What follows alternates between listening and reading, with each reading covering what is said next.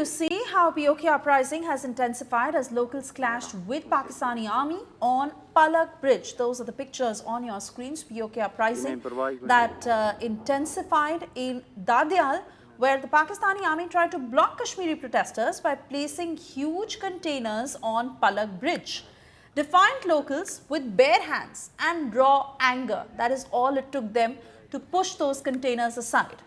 Protests continue to surge across Pak-occupied Kashmir, undeterred by brutal force and media suppression. Footage where you clearly see how enraged demonstrators confronting and attacking army personnel because they care about nothing right now. They say that they want basic human rights, and if this is what they are deprived of, then they don't fear the consequences.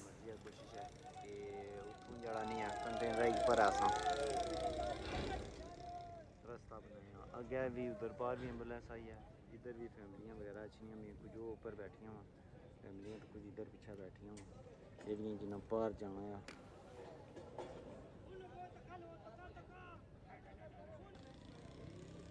Awam check करनी है container में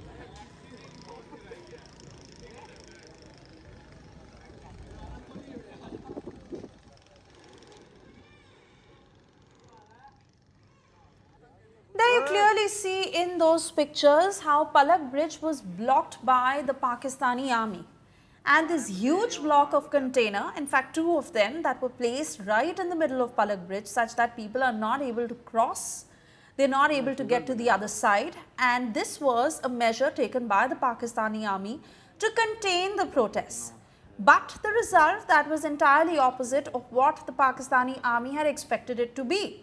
They thought that the protesters would not be able to cross, but they did. They removed those containers. And remember, they had no weapons.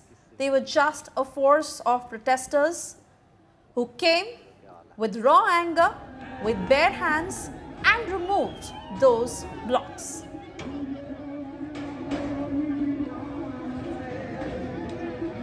Arvind Ojha joining us live with further details of how the situation is escalating now. Arvind, ये तस्वीरें एक बात जाहिर करती हैं कि यहाँ पर जो भी प्रोटेस्टर्स हैं, जो भी लोग हैं, अब उन्हें किसी भी चीज़ का डर नहीं है, क्या चाहे वो पाकिस्तानी आर्मी हो, चाहे वो पुलिस हो, क्योंकि अब उन्हें एक्शन चाहिए शहबाज शरीफ गवर्नमेंट से, और अगर वो नहीं होगा तो वो किसी भी हद तक जा सकते हैं।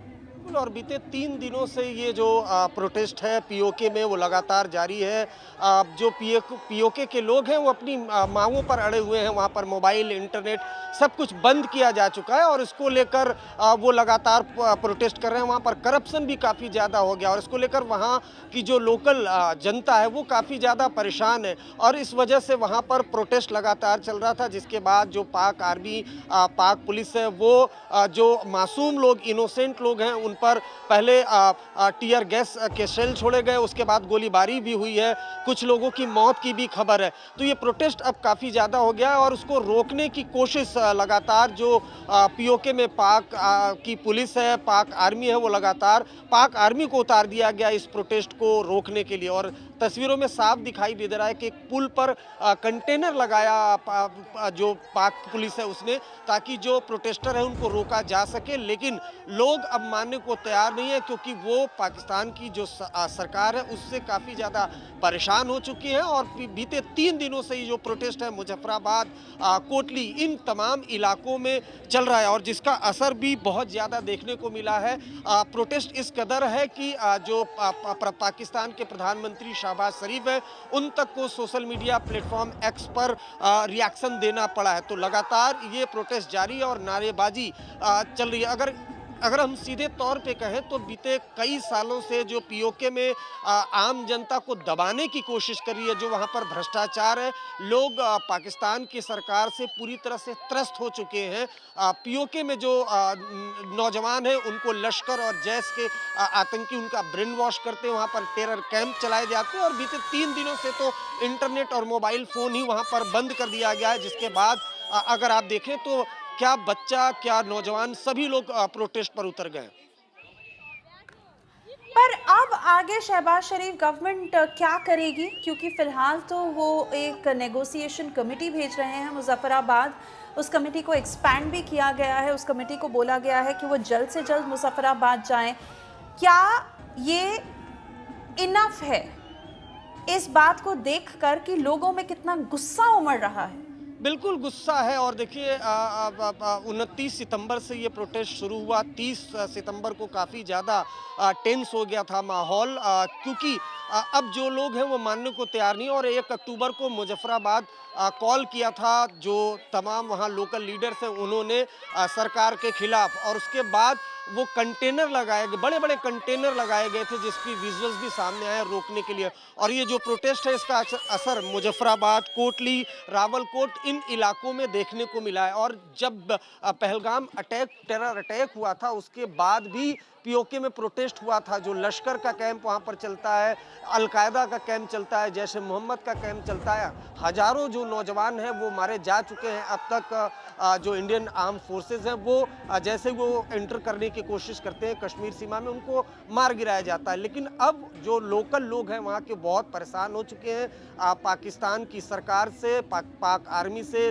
पाक पुलिस से, और इस वजह से ये बड़े पैमाने पर प्रोटेस्ट मार्च चल रहा है। और इसी को देखते हुए मोबाइल फ़ोन, इंटरनेट सेवा वहाँ पर बंद कर दी गई है। इसके बाद और ज़्यादा गुस्सा वहाँ के लोगों में फूटा। उनका कहना है कि जल्द से जल्द मोबाइल फ़ोन और इंटरनेट सेवा बहाल की जाए। और अब 1 अक्टूबर को मुजफ्फराबाद मार्च का ऐलान किया गया था, उसके बाद से और ज़्यादा वहाँ पर जो माहौल है वो टेंस हो गया।